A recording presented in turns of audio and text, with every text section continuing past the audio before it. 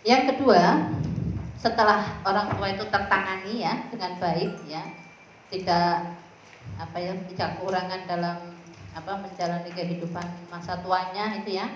Karena orang tua, orang sepuh, apalagi kita sudah umur 40 tahun itu kan kita lebih untuk memperhatikan mereka Bapak Ibu. Karena kalau kita sudah umur 40 tahun berarti orang tua kita usianya berapa? Kira-kira 60 ke atas ya. Itu kan sudah lanjut usia, maka perhatian kita harus lebih pada mereka begitu. Ini dulu pernah saya sampaikan. Ini. Yang kedua, setelah orang tua terpenuhi kebutuhannya, baru keluar kerabat. Mungkin ada kakak, adik, bule, bude yang kekurangan gitu kan? Itu kita keluarkan infak untuk mereka gitu. Ini sifatnya bulanan ya Bapak Ibu. Maka ketika kita punya ada uang ya per bulan itu, ini untuk bapak, untuk keluarga ya, untuk keluarga, untuk bapak ibu, misalnya yang masih punya bapak ibu itu ya. Kemudian ini yang untuk kerabat gitu.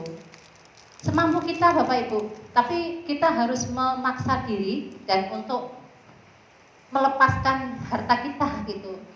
Dan memang harta yang kita keluarkan itu saat itu kurang, tapi Allah ya di lain hari kita akan dipermudah oleh Allah, diberikan berkah yang luar biasa yang Allah berikan kepada kita itu. Mungkin panjenengan sudah merasakan itu ya? Sudah merasakan? Iya, dari berkah yang kita bagi itu. Karena memang Allah berjanji akan melipat gandakan kan rezeki yang kita keluarkan ya, dan Allah akan memberikan lipat ganda balasannya. Untuk kerabat ya. Ada yang bilang gini ketika saya bahas itu, lah Bu, jadi duit entek gitu. Nah kan kita bisa mengira-kira ini segini, ini untuk orang tua segini, ini untuk kerabat, itu anak yatim segini. Enggak kok Bu, ternyata enggak habis, enggak habis. Entah dari mana rezekinya itu akan terus gitu, Allah memberikannya gitu. Dan ini pertama untuk kedua orang tua, kedua adalah kerabat ya.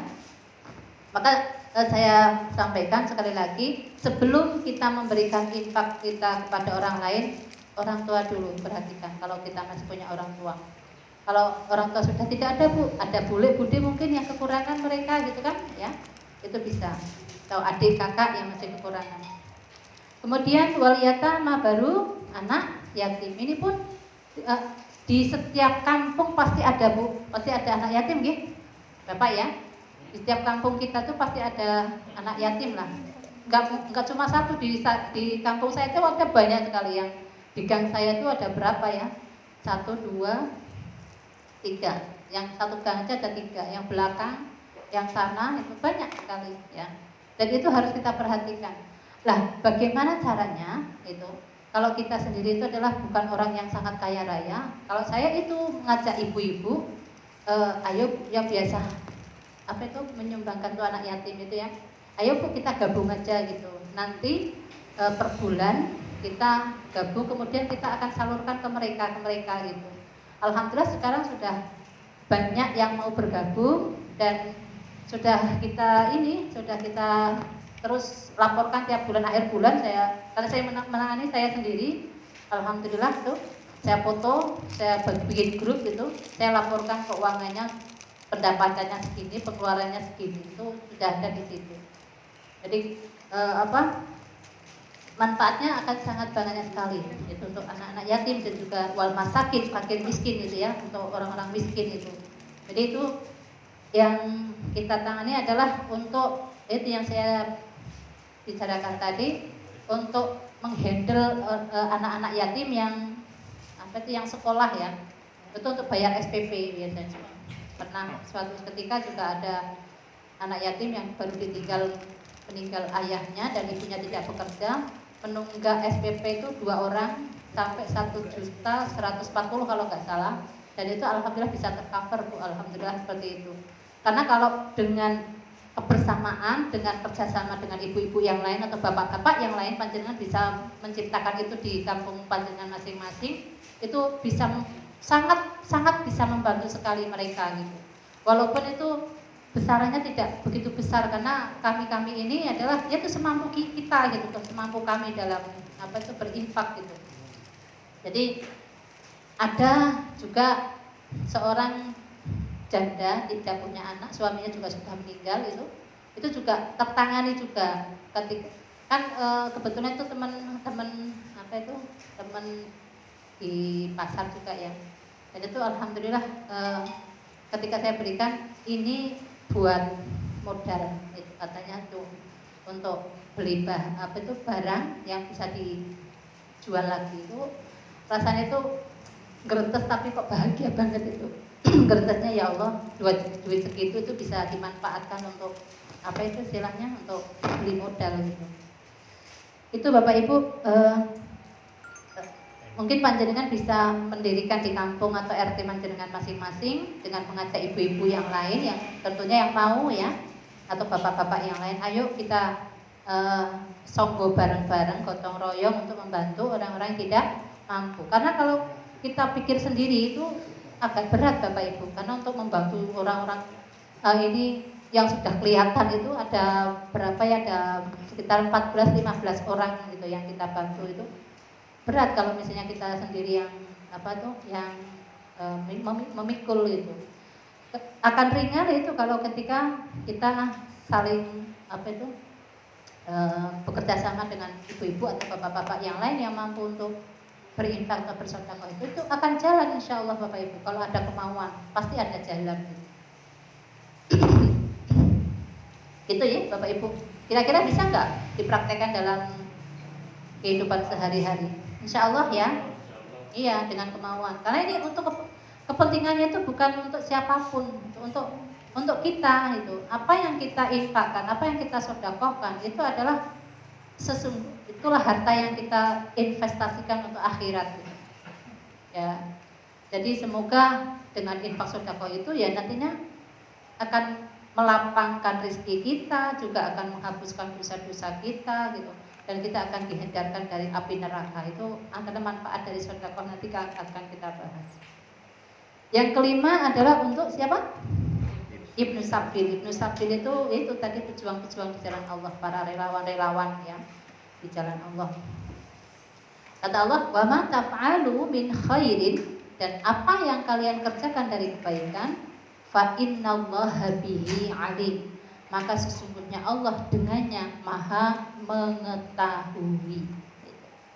Jadi apa yang kita infakkan baik di waktu apa itu siang maupun malam hari, di waktu sembunyi-sembunyi atau terang-terangan, Allah maha mengetahui. Karena di dalam diri kita ada rekaman yang selalu merekam, yang selalu men-shoot ya, men-shooting diri kita, dan nanti rekaman itu akan diperlihatkan oleh Allah di akhirat nanti dengan teknologi yang sangat canggih oleh Allah yang diperlihatkan kepada kita semuanya. Ini loh kitabmu, ini loh rekamanmu, bacalah gitu kan, seperti itu. Surat 17 ayat 13 dan 14 itu. Bapak Ibu yang dirahmati oleh Allah, dari dua ayat yang kita bahas tadi tentang sedekah ataupun zakat ya dalam versi cepat. Kemudian tentang infak itu pembagiannya sudah jelas sekali. Di sini kita tahu bahwa apa yang harus kita lakukan sudah Allah berikan petunjuknya di dalam Al-Quran. Maka Al-Quran itu adalah merupakan hudal linnas, petunjuk bagi manusia.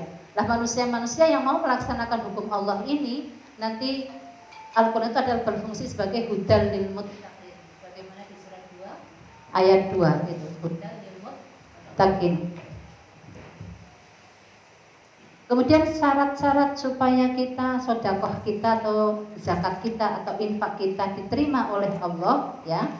Itu ada syarat-syaratnya Bapak Ibu. Buka surat 2 ayat 262 ya. Itu untuk infak ya. Surat supaya infak kita diterima oleh Allah, buka surat 2 ayat 262. Tadi kan 215 ya, tinggal buka 1, 2, 3, 2, 6, 2, 4, 5, 262. Nanti bawahnya sekalian untuk sedekahnya. supaya infak dan sedekah kita diterima. Yang ini adalah supaya infak kita diterima oleh Allah, ya. Syaratnya, makanya tidak ada yang, kalau di dalam Al-Quran, ya, tidak ada yang namanya infak ataupun sedekah dioper, gitu ya.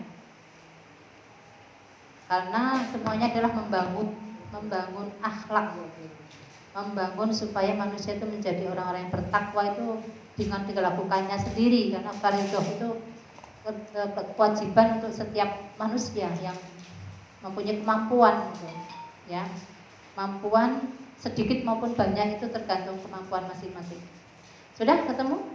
Al-Baqarah 262. Ini syaratnya supaya infak kita diterima oleh Allah. Satu. A'udzubillahi minasyaitonirrajim. Bismillahirrahmanirrahim.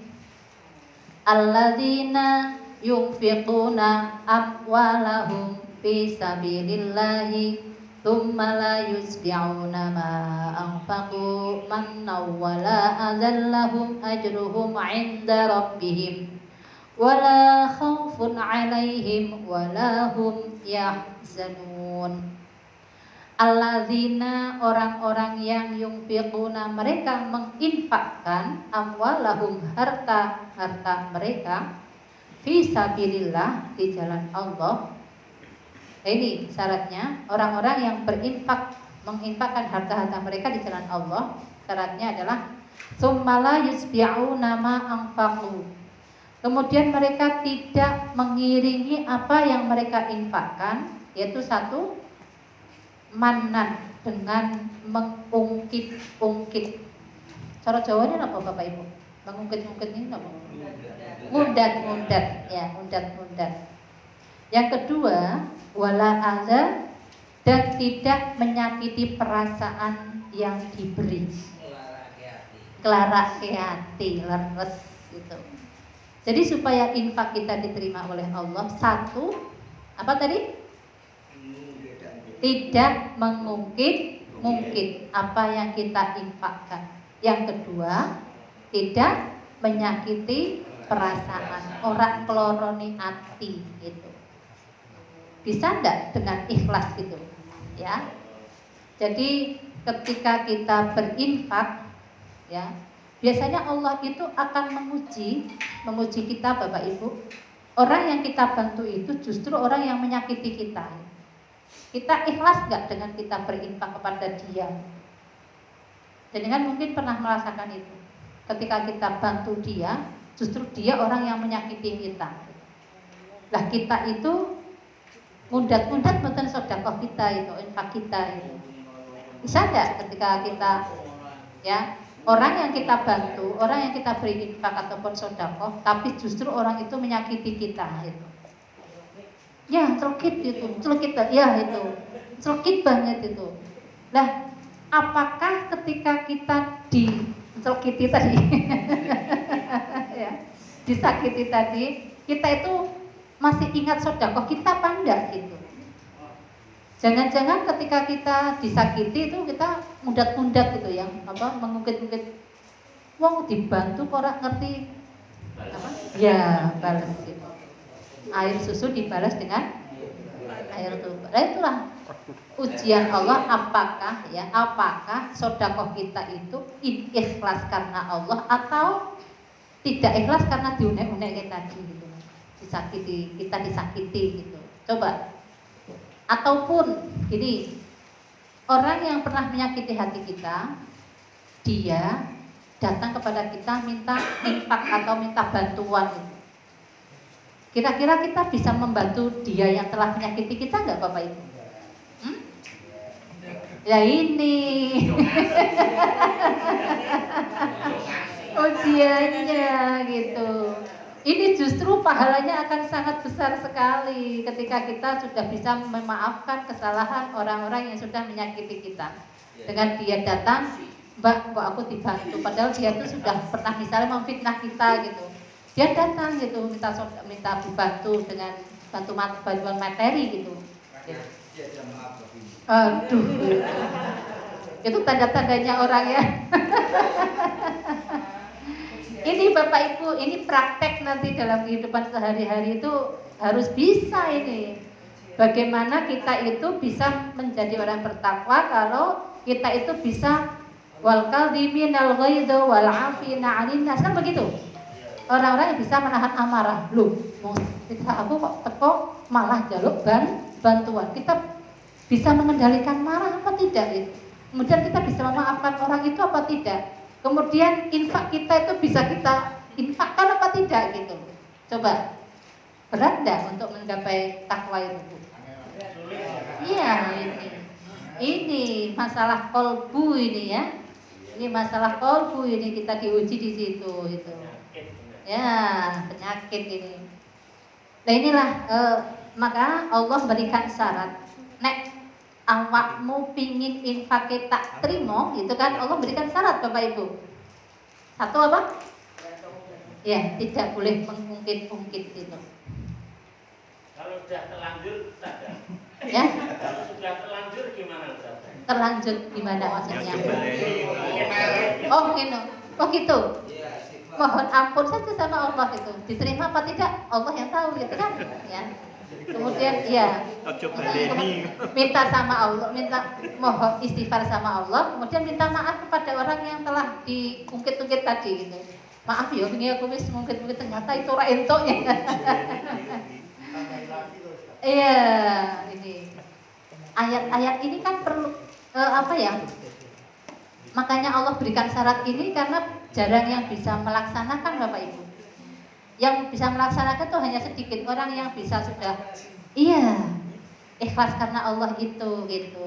Ma'angkabu mana wala ada. Maka kata Allah, orang yang ketika berinfak itu tidak mengungkit-ungkit, kemudian tidak menyakiti perasaan. Itu tadi ketika kita pernah difitnah, kemudian orang itu minta bantuan kepada kita. Kita bisa mengerem mulut kita enggak gitu. Nah itu ketika kita memberi tapi sambil monek-monek kayak gitu ya, ngomel-ngomel gitu. Ya tak bantu, wong biasa tau ya. Iya itu istilahnya gitu kan. Itu disitulah kita akan diuji ya. Mulut kita bisa menahan tidak itu ya, mengendalikan hawa nafsu kita apa tidak gitu.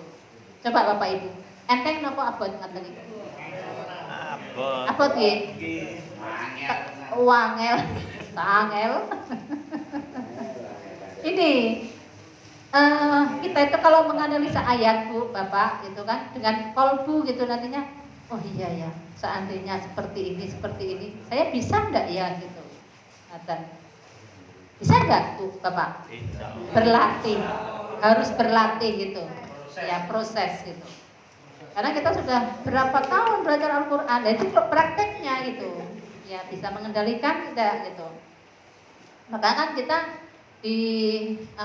disuruh oleh Allah, diwajibkan oleh Allah untuk berpuasa. Berpuasa itu kan mengendalikan diri kita. Gitu. Kita bisa mengendalikan diri kita apa tidak gitu. Gitu. Maka ketika kita sudah ikhlas karena Allah itu kan, tidak mengungkit-ungkit, tidak menyakiti perasaan, lahum ajruhum 'inda rabbihim. Bagi mereka pahala mereka di sisi Tuhan mereka. Itulah orang-orang yang akan diberi pahala oleh Allah, diberikan pahala balasan oleh Allah di sisi Allah. Berupa apa?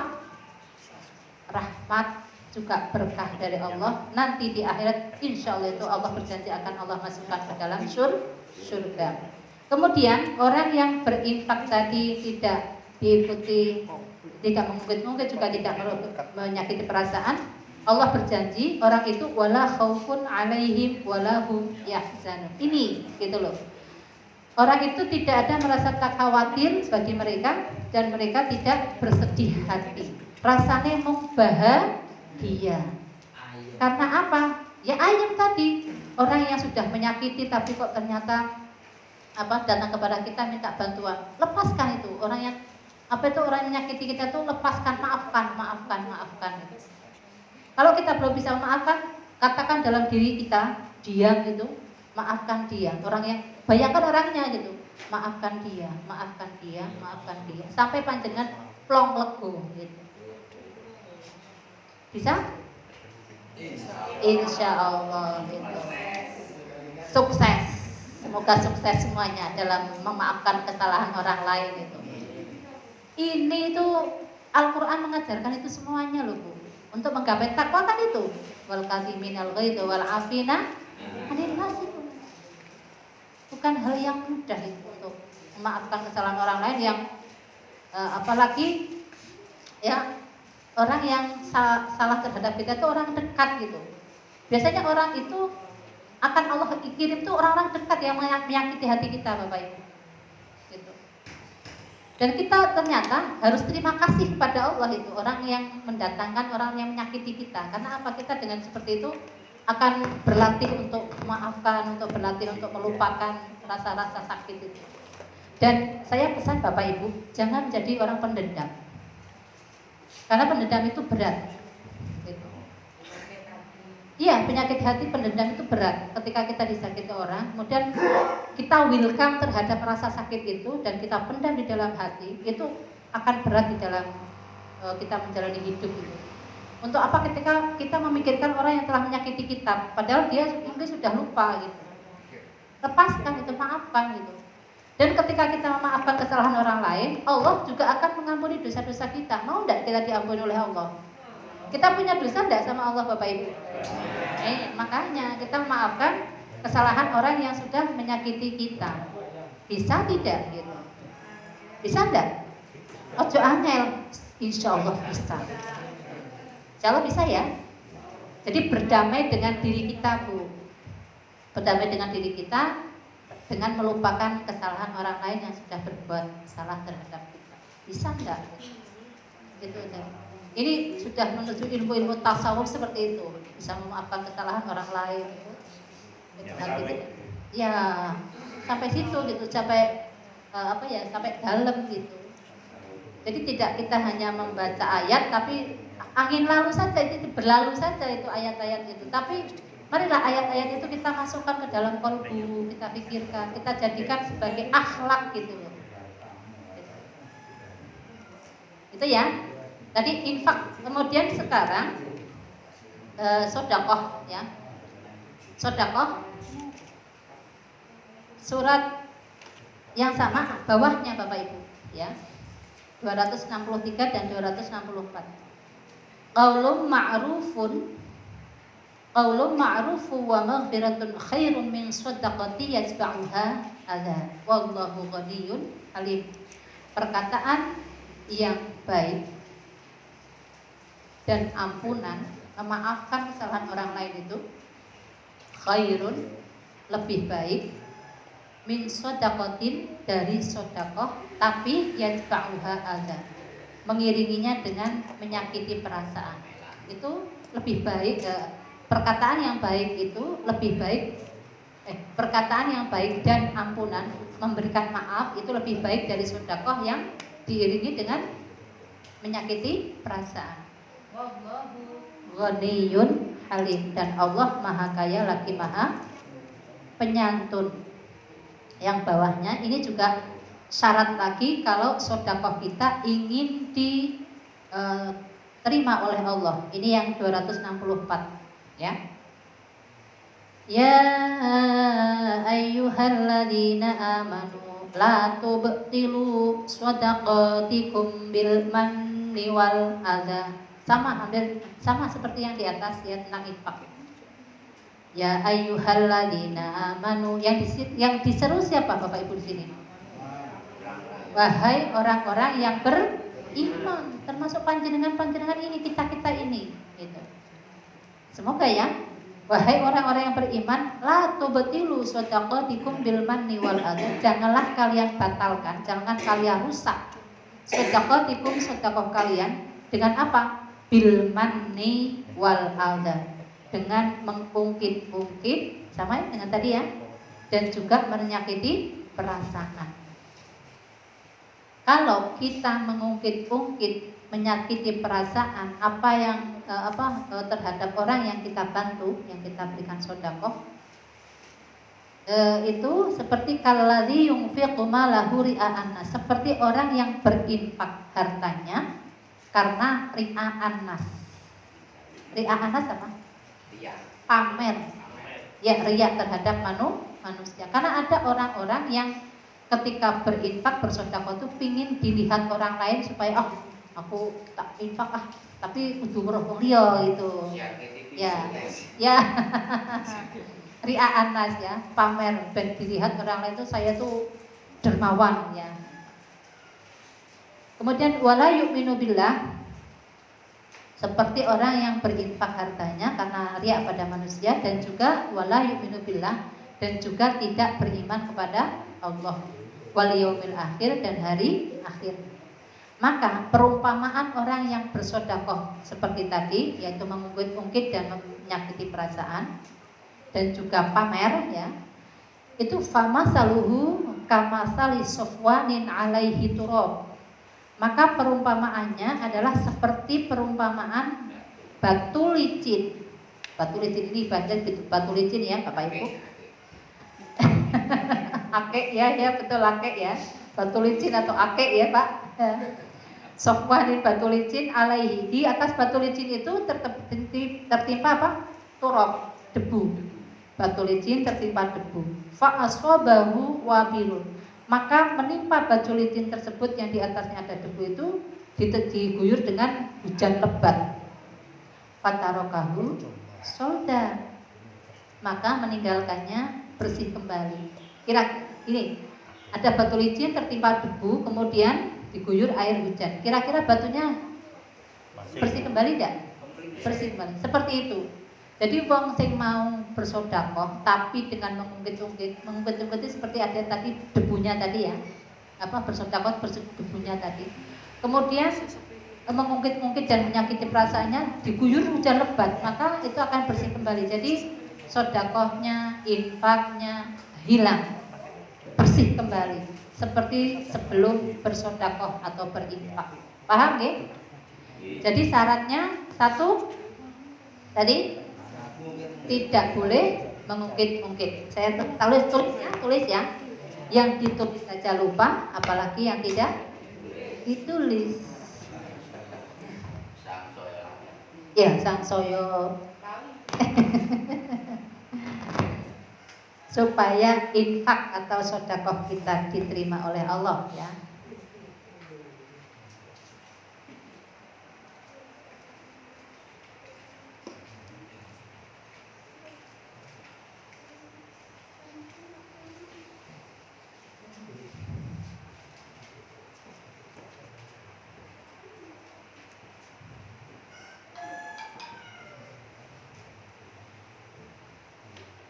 Satu, tidak boleh mengungkit-ungkit. Eling-eling leboke ati, praktek. Gusti Allah bakal ini ngutus wong-wong sing nganyelke ati. Hati-hati. Iya, menguji infak atau sedekah panjenengan tidak boleh mengungkit-ungkit. Yang kedua, tidak boleh menyakiti ya perasaan yang kita bantu.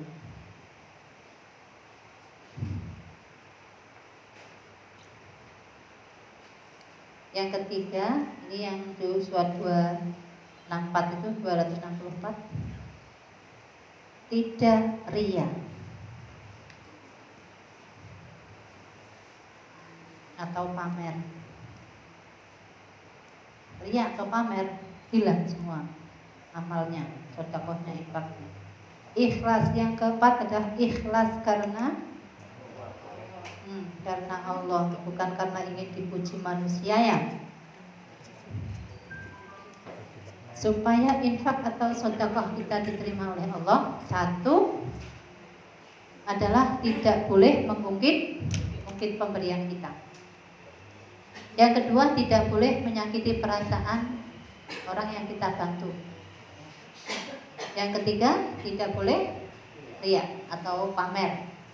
Yang keempat, ikhlas karena Allah. Dalam ilmu tasawuf itu hilangkan kemelekatan istilahnya gitu kan. yang kita sudah berinfak, kita bersedekah, kita sudah berbuat baik itu hilangkan itu. Lalekno, ya, berusaha melupakan gitu ya.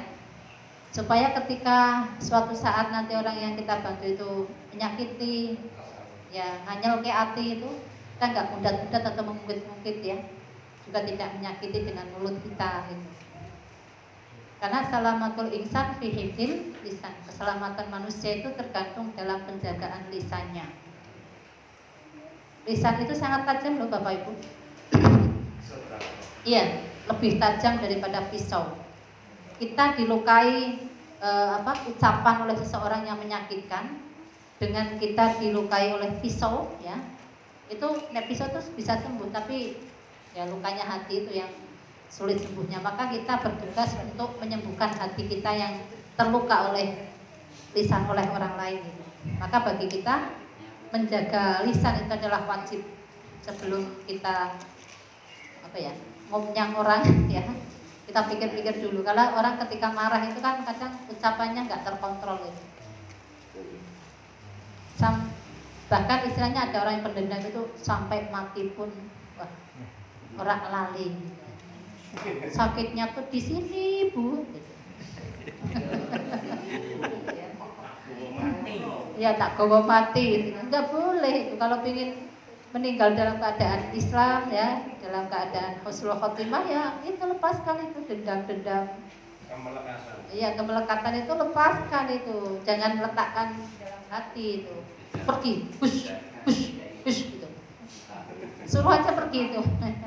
Ketika perasaan sakit itu datang, suruh pergi aja, jangan letakkan dalam hati. Paham ya Bapak Ibu ya? Kita praktek bersama nanti. Kemudian syarat-syaratnya sudah ya. Kemudian ancaman bagi orang-orang yang enggan bersedekah atau berzakat. Buka.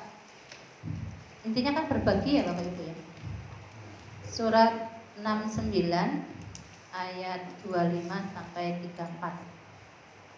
Agak panjang itu ya. Surat 69. Ya.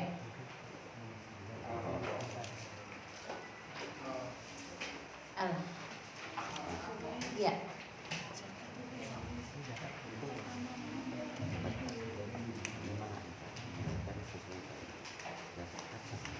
Nanti ada manfaatnya.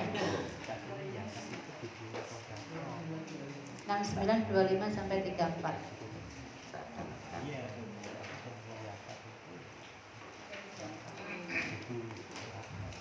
Ini kan nanti karena balasan itu kan di akhirat ya. Ini kan ketika orang-orang yang diberikan kitabnya dengan tangan kirinya itu.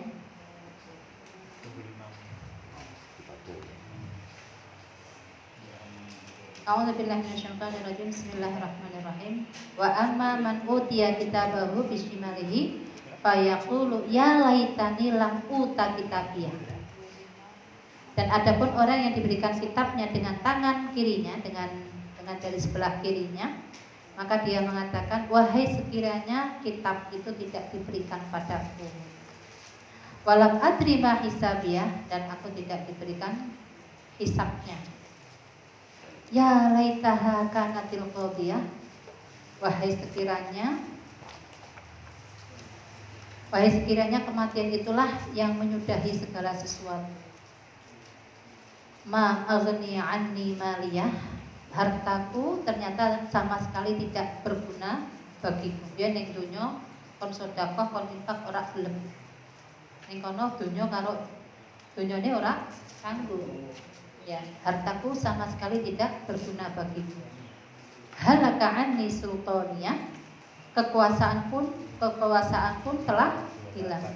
Kekuasaanku pun telah hilang. Halaka anni sultaniyah.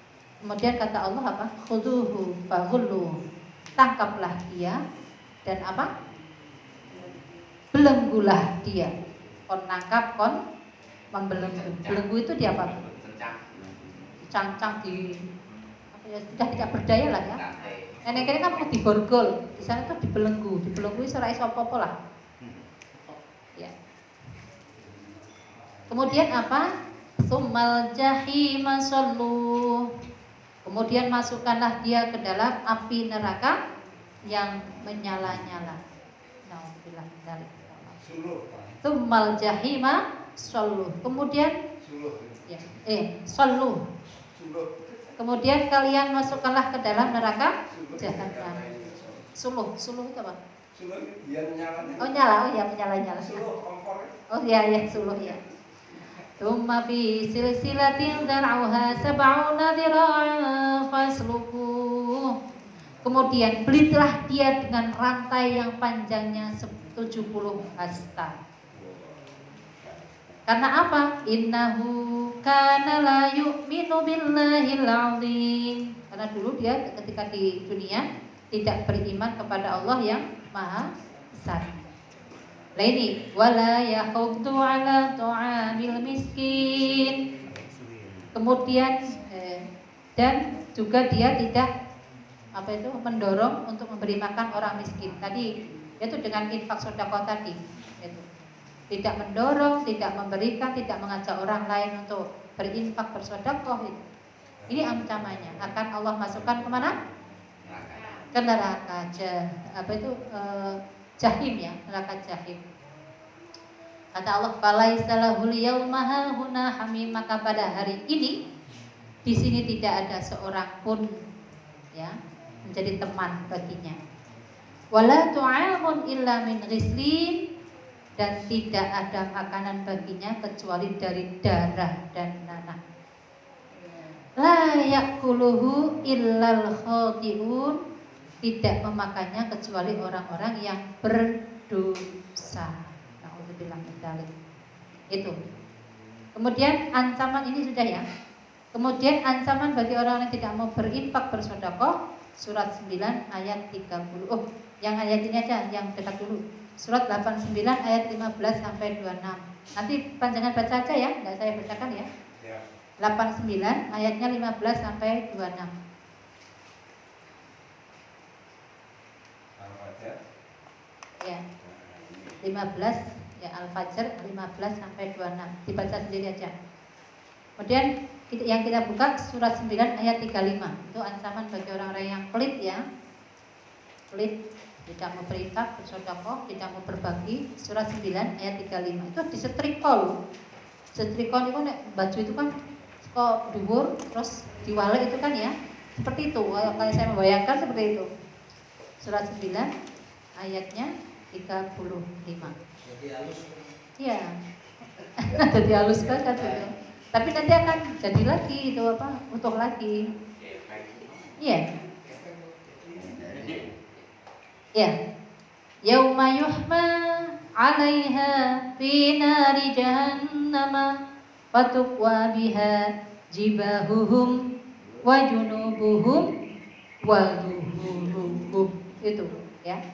Pada hari dipanaskan atasnya di dalam neraka finari jahannam, di dalam neraka apa? Jahannam. Fatukwa biha, ini menurut versi Jepang, maka disetrika dengannya jibahuhum, sok batuk Bapak Ibu ya. Jibahuhum dari keningnya ya. Wa junubuhum sampai mengisor, itu berarti kepala mengisor ya. Wa junubuhum sampai lambung mereka. Wa zuhuruhum diwalek gegere, disetrika dengan setrikane orang mau setrika nih dengan merek yang ada di dunia, tapi setrikanya setrika neraka ya. Nauzubillah min dzalik ya. Kata Allah, "Hadza ma kanastum li anfusikum fazuqu ma kuntum taknizun." Ya. Inilah apa yang kalian simpan untuk diri kalian. Hartanya mau disimpan, orang mau tidak mau berbagi. Fadzuqu ma kuntum taknizun, maka kalian rasakanlah apa yang kalian simpan tadi. Jadi harta bendanya malah selain disetrika, diuruk ya? Ya, ditimpakan gitu loh, hartanya ditimpakan. Setelah disetrika ditimpakan juga, ditimpuk dengan hartanya yang dulu disimpan di dunia gitu. Nauzubillah min dzalik. Ngeri enggak Bapak Ibu? Mengerikan sekali orang yang tidak mau berinfak dan bersedekah. Kemudian tanda-tanda bagi orang yang orang bertakwa itu kan orang-orang yang mau berinfak kan? Surat 3 ayat 133 sampai 134. Tanda bagi orang yang bertakwa, di mana takwa itu adalah menjadi syarat utama untuk masuk surga. Surat 3 ayat 133 sampai 134. Tanda orang bertakwa itu kan ya, orang yang mau berinfak di waktu lapang maupun di waktu sempit. Sempat sempit.